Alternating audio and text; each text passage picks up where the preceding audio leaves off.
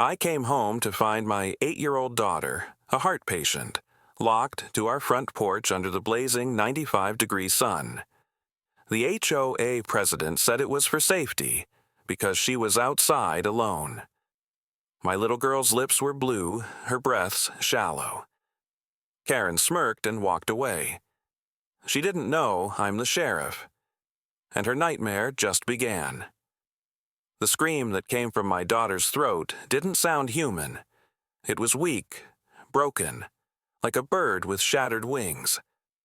I tore up the steps, the sound of her chains scraping against the wood echoing in my skull.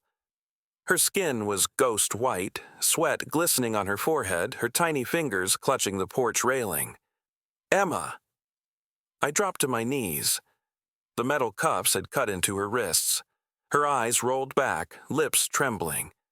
"Daddy," she whispered, "it hurts." I fumbled with the lock, my hands shaking so badly I couldn't fit the key. I ripped the chain clean off with a crowbar from the tool rack. When the last link fell, Emma collapsed into my arms. Her pulse was faint, barely there. I ran inside, dialing 911 with one hand while trying to feel her chest rise and fall with the other. The dispatcher's voice blurred in my ears. All I could think was that someone had done this to my little girl. By the time the ambulance screamed up the street, my driveway was crowded. Curious neighbors peeked through blinds and over fences. I saw her standing there, arms folded like she'd done nothing wrong. Diane Caldwell, HOA president, self-appointed queen of the cul-de-sac. She had the audacity to call out, "Maybe next time you'll keep your kid inside where she belongs." My jaw clenched so tight I thought I'd crack a tooth. The paramedics lifted Emma onto a stretcher. Her breathing was shallow, the oxygen mask fogging with each faint exhale. I followed them to the ambulance, but before I climbed in, I turned to Diane. "You chained my daughter to my own porch," I said, my voice low and shaking. "She's a heart patient. You could have killed her." Diane shrugged. "Rules are rules, Sheriff." The HOA bylaws clearly state children under 12 can't be unattended outdoors. That word, sheriff, barely registered in her smug tone. She didn't realize who she was talking to. I got into the ambulance without another word, but my mind was already racing. I wasn't just a father. I was the law in this county, and she'd just committed felony child endangerment on my property. At the hospital, the world slowed to a crawl. Machines beeped in cold rhythm. A nurse inserted an IV as the doctor spoke in quiet, clipped tones. Her heart rate's unstable. We're doing everything we can. I stood there in uniform, badge gleaming under fluorescent lights, feeling completely powerless. My little girl, my only child, lying in that bed because some neighborhood tyrant thought she could enforce her rules on everyone. Hours later, when Emma finally stabilized, I stepped outside for air. The night was humid and heavy with rain. I stared at the flashing sign that read, "County General Hospital." My reflection warped in the glass doors. That's when my deputy, Mason, called. "Sheriff, we've got something you'll want to see." HOA President Caldwell called in a trespassing incident earlier today about your daughter. My blood ran cold. He continued. "She bragged about taking matters into her own hands. Said she restrained the child for her own safety. We've got it on the call log." That was all I needed. The next morning, I stood in front of Diane's perfect little white house with my badge visible and a warrant in hand. She came to the door in her floral robe, holding a coffee mug that said #HOA Queen. "This some kind of misunderstanding?" she asked, voice dripping with sarcasm. "No, ma'am," I said. "This is justice." She laughed. "You can't arrest me." I was enforcing HOA regulations. I stepped closer. "You chained an 8-year-old to a porch in 95-degree heat. You're under arrest for child endangerment, unlawful restraint, and aggravated assault." Her smirk faltered. You can't do this. I can, I said. And I will. The look on her face as I read her rights was the first moment I'd felt peace since yesterday. But I wasn't done, not even close, because when I checked the HOA's records later that day, I discovered something that turned my anger into pure fire. The HOA board had voted to discipline my family weeks earlier. Diane had led the motion, complaining that the sheriff's daughter is a public nuisance. They'd printed flyers, sent out letters, every step documented. It wasn't a mistake. It was a campaign. They wanted to make an example of Emma. And now, I was going to make an example of them. The moment Diane's mugshot hit the system, the HOA went to war. It started with whispers. Neighbors suddenly avoiding eye contact, lawns once trimmed like carpets now wild with weeds. Someone spray-painted "traitor" on my mailbox in the middle of the night. The next morning, an anonymous complaint landed on my desk. Sheriff abusing power for personal vendetta. I stared at that report for a long time. The seal of my department at the top. My own name written in bold. They thought they could intimidate me.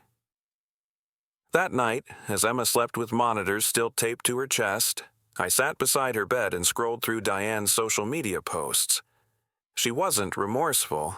She was proud. She'd written, "Discipline is love. Parents these days are too soft." Hundreds of HOA members across the county were cheering her on.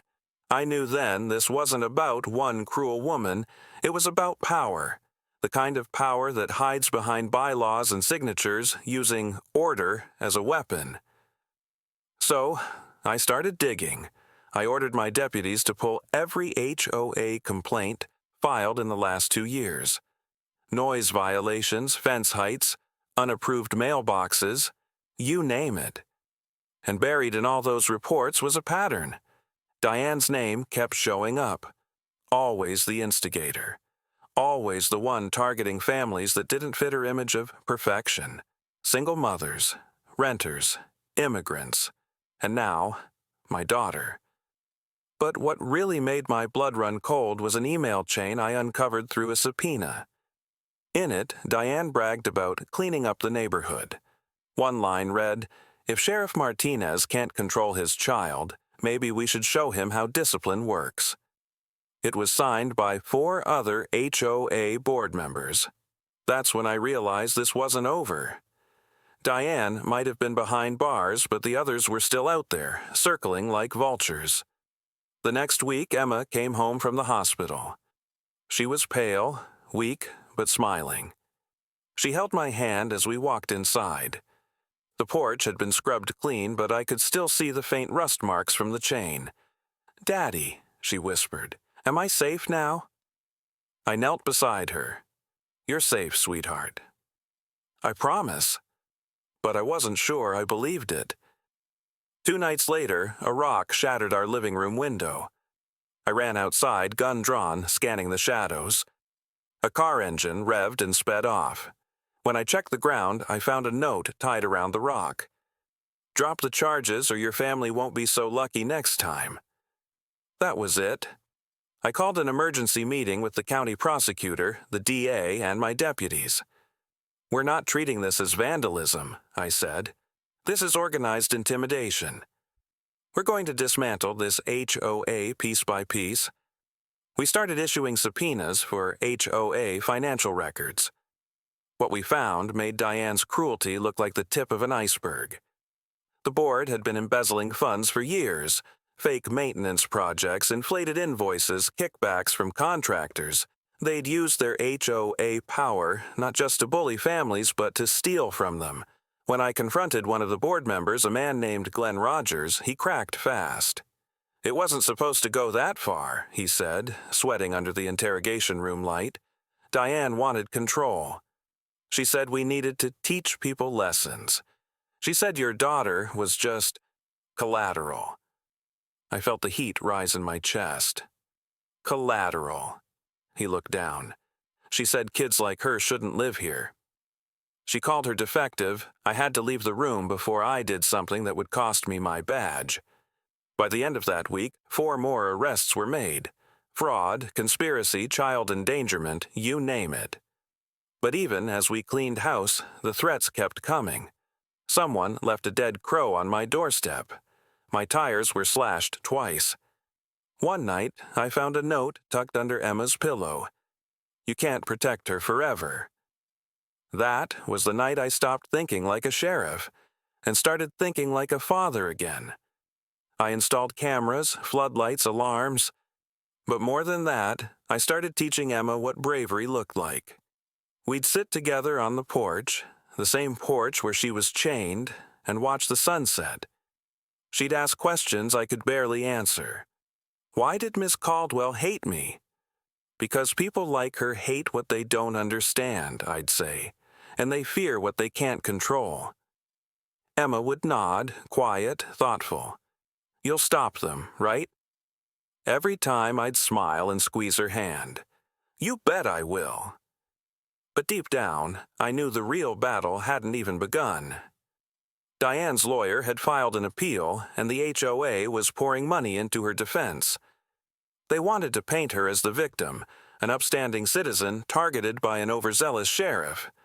They thought I'd play it safe. They thought I'd back down. They had no idea who they were dealing with. Because I wasn't just fighting for justice anymore. I was fighting for Emma. By the time Diane's trial began, our quiet suburb had turned into a circus. News vans lined the street, reporters shoving microphones in my face every time I stepped outside. Sheriff Martinez, did you abuse your authority? Did your daughter's condition influence your decisions? I wanted to say yes. Yes, my daughter's condition influenced me because my child almost died, but I kept my mouth shut. The courtroom was where the truth would speak for itself. The courthouse was packed the morning of the trial. Diane walked in wearing a cream suit and a fake smile, her wrists still faintly marked from the cuffs she'd worn the night I arrested her. Her attorney, a slick man named Connor Price, smirked when he saw me sitting beside the prosecutor. He opened with a performance. Ladies and gentlemen of the jury, this case isn't about cruelty. It's about misunderstanding. My client acted within her rights as HOA president to ensure community safety. He paused for effect. This is not child abuse. It's a tragedy born from overreaction. Overreaction. That word echoed in my head as Emma sat behind me, pale but brave, holding her mother's hand. She still had a faint scar on her wrist where the metal cuff had cut her skin. When the prosecutor rose, her voice was steady and sharp. Overreaction, she repeated. An 8-year-old child was chained to a porch in 95-degree heat. Her heart monitor flatlined twice on the way to the hospital. If that's a misunderstanding, I'd hate to see what he calls cruelty. The jury shifted uncomfortably. Diane's smile flickered. Then came the evidence. Photos of Emma's bruised wrists, hospital records, the 911 call I'd made that day. When they played the recording of my voice breaking as I begged the dispatcher to hurry, even the stenographer stopped typing for a moment. But it was the next piece of evidence that sealed Diane's fate. Mason, my deputy, had recovered footage from one of our patrol car dash cams that had been parked nearby that day. The camera had caught Diane walking away from the porch, fanning herself with a pamphlet saying, "Maybe that'll teach her to listen next time." The audio played in the courtroom like a ghost's whisper. For a long moment, no one spoke. Then Connor Price stammered, "That could have been taken out of context." "Out of context?" I snapped, unable to hold back anymore. What kind of context justifies chaining a child to a porch? The judge banged his gavel. "Sheriff Martinez, control yourself." I took a deep breath, sat back down. But the damage was done, not to me, to Diane. The jury had seen her mask slip. Over the next few days, the trial tore through every lie she'd ever built. The financial crimes came up, the hate-fueled emails, even her history of harassment complaints. Each new revelation chipped away at her carefully curated image of a model citizen. Then came the defense's biggest mistake. They called Diane to the stand. At first, she played her part perfectly, trembling voice, forced tears, a pearl necklace she probably thought made her look virtuous. But when the prosecutor pressed her about Emma's condition, something dark surfaced. She was fine, Diane said. The girl needed discipline. The sheriff's family thinks they're above the rules. The rules that let you chain a child, the prosecutor asked. Diane's tone hardened. If parents did their jobs, I wouldn't have to. Gasps rippled through the courtroom. Even her attorney's face fell. That was the moment I knew she was done. When the verdict finally came, the words hit like thunder. We find the defendant guilty on all counts. Diane's face went blank. Her knees buckled as the bailiff led her away. I didn't feel triumph, not yet. Just a hollow, quiet relief. Afterward, Emma looked up at me outside the courthouse. Cameras flashed all around us. "Daddy, is she gone?" I knelt to her level. For now. But there's still work to do, because even as Diane sat behind bars, her supporters were lighting fires online. Social media posts calling her a martyr, claiming I'd used my badge to destroy a neighbor. One post even said, "He's not protecting justice, he's protecting his ego." And the HOA? They'd lawyered up, too. The board filed a countersuit against the county, alleging harassment and defamation. They were trying to make me back off, but they didn't realize I wasn't just playing defense anymore. The prosecutor and I started drafting something new, something that would make sure no one could ever hurt a child like that again and hide behind HOA rules. We called it Emma's Law. A bill that would make it a felony to use physical restraint or confinement as punishment for minor violations, especially under any form of civil or neighborhood authority. It would take time, signatures, and pressure from the state legislature. But I didn't care how long it took. Emma's Law would be my promise, not just to my daughter, but to every parent who'd ever been powerless against people like Diane Caldwell. That night, when I tucked Emma into bed, she looked up and whispered, "Daddy, did we win?" I smiled, brushing a strand of hair from her forehead. "Not yet, sweetheart. But we're close." And for the first time since that terrible day, I believed it. The victory in court should have brought peace. It didn't. Because even after Diane was sentenced, the echoes of her cruelty refused to fade. The HOA wasn't done. 2 weeks after the verdict, I came home to find an envelope nailed to my front door, the board's official seal stamped in bright red. Inside was a formal notice. Due to ongoing legal disputes, the Martinez family's property will be reviewed for non-compliance and potential removal from the association. They were evicting us. Jessica read the letter twice before sinking onto the couch. "They can't do this," she said, voice trembling. "Not after what they did to Emma." "They can try," I said quietly. And they just did. I could have fought it legally, of course. But I was tired of watching my wife cry, tired of seeing Emma flinch whenever she heard footsteps outside. This neighborhood had become poisoned ground. So instead, I made a decision that night. We'd move. But before we left, I'd finish what I started. The morning after, I met with District Attorney Torres and Captain Sarah Johnson in my office. Files and folders covered the table. Everything we'd gathered on the HOA, fake fines, harassment reports, even a few extortion complaints. "They've been operating like a private dictatorship," Sarah said, flipping through photos. "Threatening seniors, targeting families with disabilities, padding their budget with illegal fees." Diane wasn't an exception. She was their example. I nodded grimly. Then, let's make an example out of them. We filed a federal civil rights complaint, naming every board member who'd conspired with Diane. The charges were serious: abuse of power, discrimination, harassment, unlawful restraint.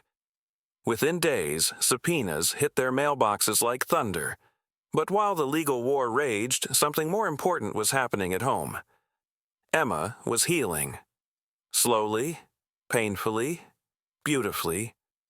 Her cheeks had color again, her voice stronger each day. She'd started drawing, pictures of sunlight, open fields, dogs, and always the same thing. A little girl sitting on a porch, unchained. "Daddy, can I read outside again?" she asked one morning, clutching her book. My heart clenched. "Only if I'm with you, okay?" She smiled, that brave, stubborn smile that reminded me of everything we'd fought for. Okay. So I sat with her on that same porch, the one where I'd found her chained and gasping. This time, there were no locks, no metal, no fear. Just sunlight, soft wind, and the sound of my daughter turning pages.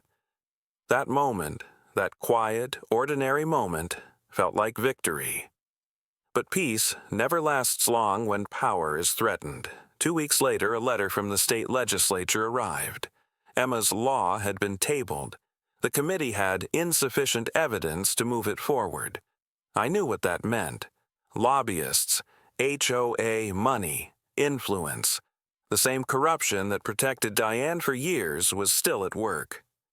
Torres slammed the letter on my desk. "They're afraid to touch it, Robert. The HOA lobby's huge. They don't want to pick a fight." I looked at the framed photo of Emma on my desk, her hospital bracelet still around her wrist. "Then we'll make them," I said. That night, I took our story public. I went on national television holding up the chain that had nearly killed my daughter. "This," I said, "is what happens when we let power go unchecked. When rules matter more than humanity. My daughter almost died because a woman believed her title gave her the right to torture a child. That ends now." The clip exploded online. Millions of views in hours. Hashtags flooded every platform. Hashtag Emma's Law Now. Parents, activists, disability advocates, they all joined the fight. Within a week, state senators were bombarded with calls, emails, and petitions. The same committee that had buried our bill was forced to reconvene. When we walked into that hearing room, Emma in her wheelchair beside me, every seat was filled. Reporters lined the walls, cameras flashing. Emma wore a heart-shaped pin that read, "I'm still here." I gave my testimony slowly, every word heavy with purpose. My daughter's suffering wasn't an accident. It was the result of a system that protects authority over empathy. Emma's law isn't about revenge, it's about protection for every vulnerable child who can't defend themselves. When I finished, Emma tugged my sleeve. "Can I say something?" she whispered. The room fell silent as she wheeled herself to the microphone. "My name's Emma," she said softly. "I was chained because someone thought I didn't matter. But I do matter. Every kid matters. Please make sure no one else has to be scared like I was." There wasn't a dry eye in the room. The vote passed unanimously. Emma's law was real. That night, as we drove home under the stars, Jessica reached over and squeezed my hand. "You did it." I shook my head. "No, we did it. Emma did it." In the rearview mirror, I saw our daughter asleep, clutching her stuffed bear, the faint rhythm of her heart monitor blinking steady green. For the first time in months, I let myself believe we were finally safe. A year passed. The sound of laughter filled our new backyard, the kind of laughter I thought I'd never hear again. Emma was running across the grass chasing our golden retriever, Max. Her cheeks were pink, her eyes bright. Every heartbeat of hers was a miracle. We'd moved out of Clearwater County right after Emma's law passed, sold the old house, the one with too many memories carved into its walls. Our new home sat on 3 acres of open land, no HOA, no rules but our own. Freedom. That word had a different meaning now. Jessica came out onto the porch with lemonade, watching Emma twirl in the sunlight. "You realize she hasn't stopped smiling for 3 days straight?" "Good," I said. "She earned it." But the peace I felt now wasn't the peace of forgetting. It was the peace of survival.